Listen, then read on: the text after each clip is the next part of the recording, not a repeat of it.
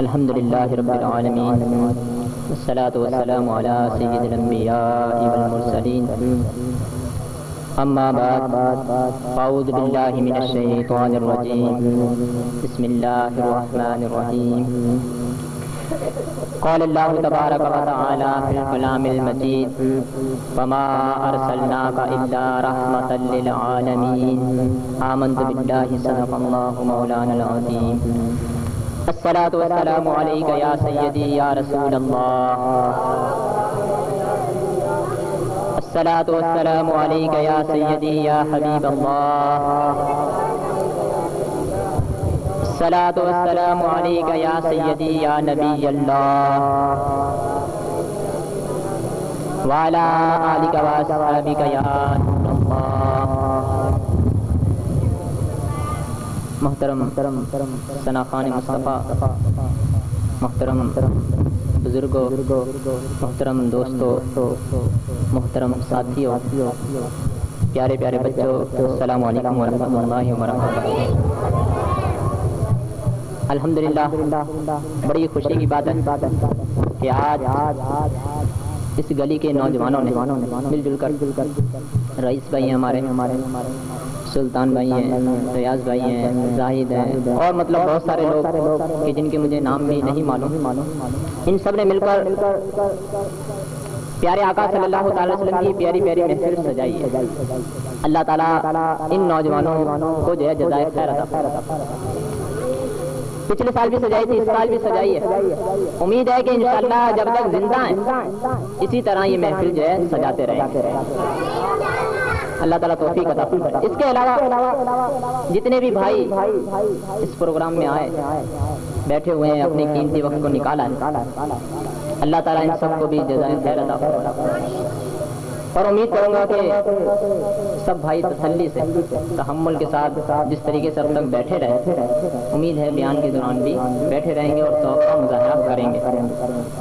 انشاءاللہ کوئی بہت لمبی چوڑی بات نہیں ہے، میں خود تو الحمدللہ آپ حضرات کے تعاون سے مطلب یہاں تقریریں ہوتی ہی رہتی، یعنی کہ 4-5 سال ہو گئے، گھروں میں، مساجد میں، چوکوں میں تقریریں مطلب ہوتی ہی رہتی، تقریریں سنتے ہی رہتے ہیں۔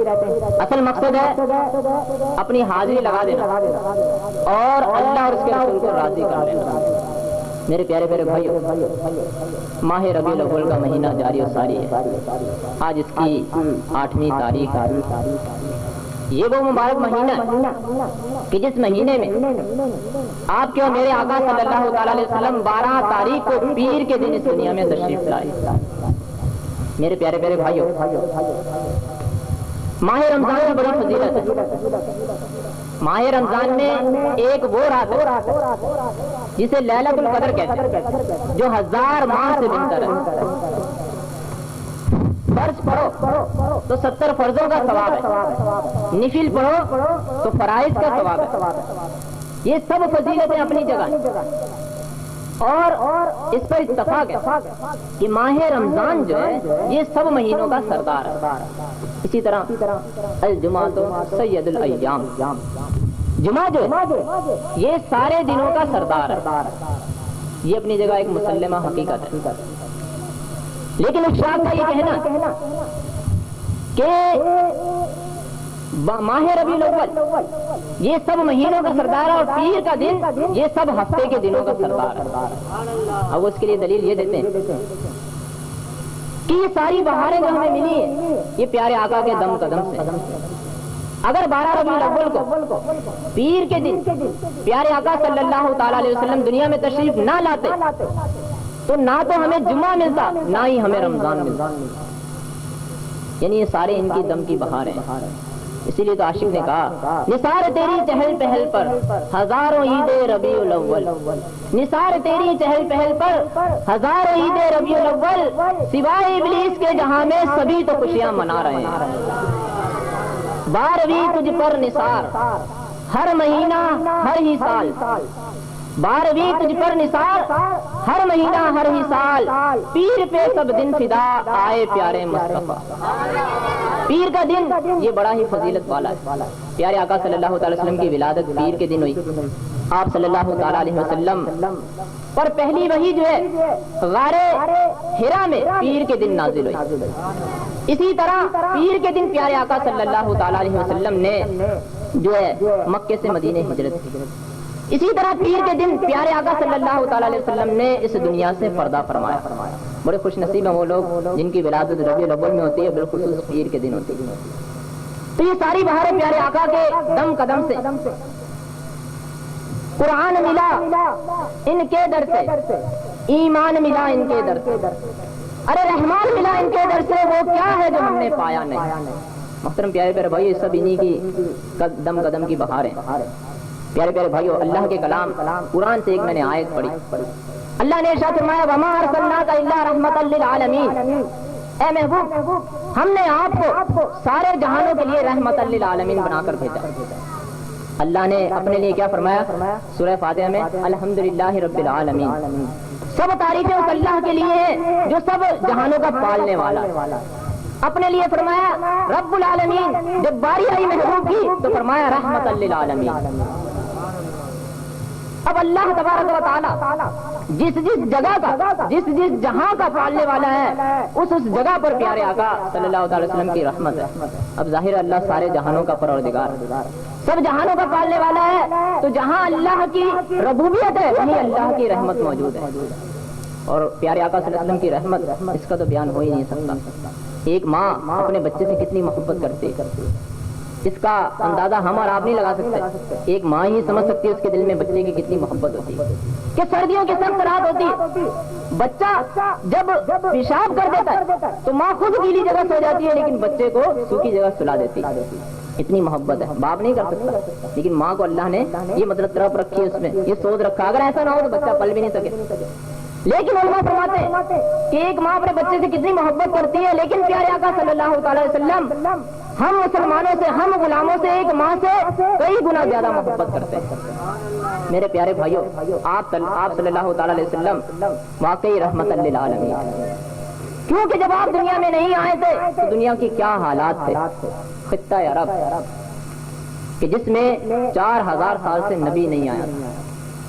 پہلے نبی آتے مختلف خطوں کے لیے، مخصوص علاقوں کے لیے آتے تھے، لیکن عرب کا یہ خطہ کہ جہاں 4000 سال سے نبی نہیں آیا تھا، تو آپ اندازہ لگائیں کہ جس خطے میں 4000 سال سے نبی نہ آئے اس خطے میں جہالت کا کیا عالم ہو. اس کو ایک مثال سے سمجھے. موسیٰ علیہ السلام نے جو ہے اپنی قوم کو دین کی طرف لگایا، اور اس کے بعد آپ جو ہے تو عیش شریف لینے کے لیے کوہ طور پر چلے گئے کچھ دنوں کے لیے. اب نبی کچھ دنوں کے لیے اپنی امت سے جدا ہوا تو کیا ہوا؟ وہ بنی اسرائیل والے بچڑے کی پوجا میں رکھ گئے، شرک میں مبتلا ہو گئے. تو آپ غور کریں کہ چند دن کے لیے نبی اپنی امت سے جدا ہوتا ہے تو امت شرک میں اور برائیوں میں مبتلا ہو جاتی ہے. تو اس کتے کا کیا عالم ہوگا کہ جو 4000 سال سے نبی کے وجود سے محروم رہا. ایسے خطے میں جس میں بے شمار برائیاں تھیں، پیارے آقا صلی اللہ علیہ وسلم تشریف لائے. اس خطے میں کیا برائیاں تھیں کہ وہ کثرت سے بت پرستی کیا کرتے تھے. ہر قبیلے نے، ہر خاندان والے نے اپنا ایک بت بنایا ہوا تھا اور وہ اس کی پوجا میں لگے ہوئے ہوتے، ان کو سجدے کرتے، انہیں خدا مانتے، ان پر چڑھاوے چڑھاتے. حتیٰ کہ وہ خانہ خدا کہ جس کو اللہ تبارک و تعالیٰ نے اپنی عبادت کا پہلا گھر زمین پر قرار دیا، خانہ کعبہ، ان بت پرستوں نے ان میں 360 بت لا کر رکھ دیے. اس قدر بت پرستی عام تھی. اس کے علاوہ شراب کثرت سے یہ لوگ پیتے تھے. اس قدر کثرت سے اہل عرب شراب پیتے تھے دور جہالت میں کہ ان کے گھروں میں شراب ایسے رکھی ہوئی ہوتی تھی جیسے ہمارے گھروں میں پانی پینے کے مٹکے رکھے ہوتے. جب جی چاہتا تھا شراب کا جام بھرا اور پی لیا. ان کا یہ عالم. اور شراب جو ام الخبائث ہے، ساری برائیوں کی ماں. جب بندہ شراب پی لیتا ہے تو ماں، بہن، بیٹی اور بیوی اس کے لیے سب برابر ہو جاتے ہیں.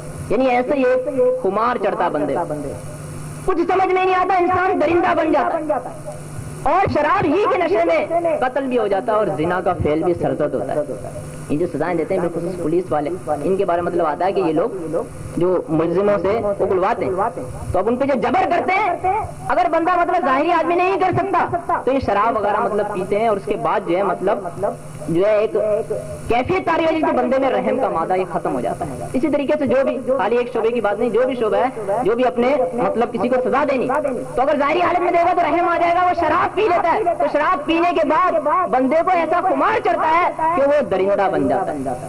تو محترم پیارے پیارے بھائی، جب اس قدر کثرت سے شراب پیتے تھے تو یقیناً زنا بھی ہوتا تھا۔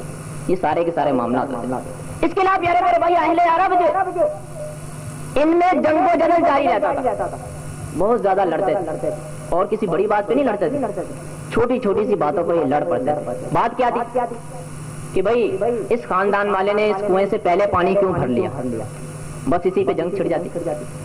اسی طرح مقابلہ ہو رہا ہے تو اس قبیلے والے نے اپنا گھوڑا پہلے کیوں بڑھا دیا، بس اسی پہ تلواریں نکل آئی اور جنگ شروع ہو جاتی۔ اور یہ جنگیں تھوڑے تھوڑے دن جاری نہیں رہتی تھی، بلکہ 40 سال 140 سال تک جو ہے جنگیں یہ جاری رہا کرتی۔ یہ عرب کا معاملہ۔ اسی طریقے سے پیارے پیارے بھائیوں، اہل عرب جو ہے جب ان کے ہاں لڑکا پیدا ہوتا تو بڑے خوش ہوتے، خوشی سے پھولے نہ سماتے۔ جب لڑکی پیدا ہوتی تو غمگین ہو جاتے تھے، یعنی جہالت کی وجہ سے یہ سمجھتے تھے کہ لڑکی جو پیدا ہوئی ہے تو ہمارا کوئی داماد بنے گا، اور یہ اس کو وہ عیب سمجھتے تھے، یعنی عقل نہیں تھی۔ خود تو داماد بن جاتے تھے، خود تو دوسرے کی بیٹی کو لے کر آ گئے، لیکن اپنی کسی کو دینا گوارا نہیں کرتے تھے، اور جہالت کی وجہ سے اس کو شرم اور مطلب بے غیرتی محسوس کیا کرتے۔ اس قدر مطلب ان کا جو ہے یہ معاملہ۔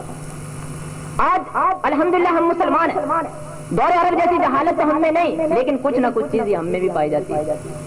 دیکھیں جس کے یہاں بھی لڑکا پیدا ہوتا ہے تو بہت خوش زیادہ ہوتے ہیں، لڈو وغیرہ بھی بانٹتے۔ بہت کم لوگ ہیں کہ لڑکی پیدا ہو تو لڈو وغیرہ بانٹے یا خوش ہو، ایسا نہیں ہوتا۔ آج ہمارے معاشرے میں سب جگہ نہ صحیح، اچھے لوگ بھی ہیں، لیکن اکثر جگہوں میں یہ چیز ہے، تو اس کو مطلب یہ دور جہالت کی پیداوار ہے۔ لڑکی ہو یا لڑکا اللہ کی دین ہے، ہمیں دونوں پہ خوشی کرنا چاہیے، تو بندے کی بس کی بات تو نہیں ہے، یہ تو اللہ کی دین ہے، اللہ کی رضا، ہمیں اللہ کی رضا پہ راضی رہنا چاہیے۔ بلکہ سرکار دو عالم صلی اللہ تعالی وسلم نے تو یہاں تک فرما دیا کہ جس گھر میں لڑکے ہی لڑکے ہو، لڑکی کوئی نہ ہو، بیٹی نہ ہو، سمجھ لو اس گھر میں اللہ کی رحمت نہیں ہے۔ اندازہ لگا۔ آج ہمارا یہ عالم ہے کہ ہم جو ہے مطلب یہ باتیں سوچتے ہیں اور حقیر سمجھتے ہیں، یہ بات اپنی جگہ مسلمہ ہے کہ مرد کو عورت پر فضیلت ہے، لیکن اس کا یہ مطلب نہیں ہے کہ عورت کو لونڈی سمجھا جائے، یا جو ہے اس کے ساتھ جو مطلب شریعت نے اصول رکھے ان کے تحت سلوک نہ کیا جائے، تو ایسا نہیں ہے، حقارت نہیں ہے، اسلام میں یہ چیزیں نہیں ہے۔ اسلام میں مردوں کا اپنا مقام ہے اور عورتوں کا اپنا مقام ہے۔ چنانچہ پیارے بھائیوں، وہ اپنی یعنی کہ شرم کی وجہ سے پھر کیا کرتے، اپنی ان لڑکیوں کو زندہ زمین میں دفن کر دیتے ہیں، یعنی انسانیت جو ہے بالکل مطلب سسک جاتی ہے۔ یعنی آپ غور کریں کہ اپنے کسی غیر کو بندہ نہیں کر سکتا، لیکن کیا کہ وہ اپنی ہی لڑکیوں کو زندہ زمین میں گاڑ دیا کرتے تھے۔ اس قدر جہالت۔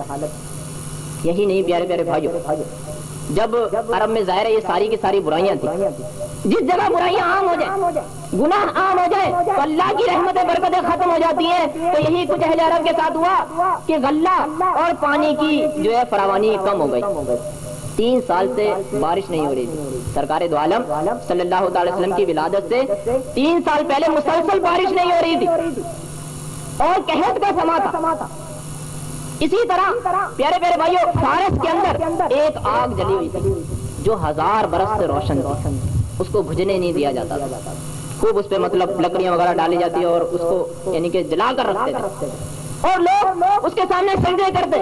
اس آگ کو بھی خدا بنایا ہوا تھا، غرض کہ انسانیت سسک رہی تھی۔ بحر اسیاں کے تلاطم میں پھنسا تھا ہر بشر جو ہے گناہوں کے معاملات میں پھنسا ہوا تھا۔ بحر اسیاں کے تلاطم میں پھنسا تھا ہر بشر، ڈوبنے والی تھی ناؤ کملی والا آ گیا۔ دنیا کی ناؤ ڈوبنے والی تھی، دنیا سسک رہی تھی، مظلوم جو ہے ہاتھ اٹھا کر اللہ سے فریاد کر رہا تھا، اللہ ارحم، یا رب رحم کر۔ تو ایسے عالم میں اللہ کو انسانوں پر رحم آیا اور اللہ نے اپنا آخری نبی صلی اللہ تعالی وسلم دنیا میں بھیج دیا۔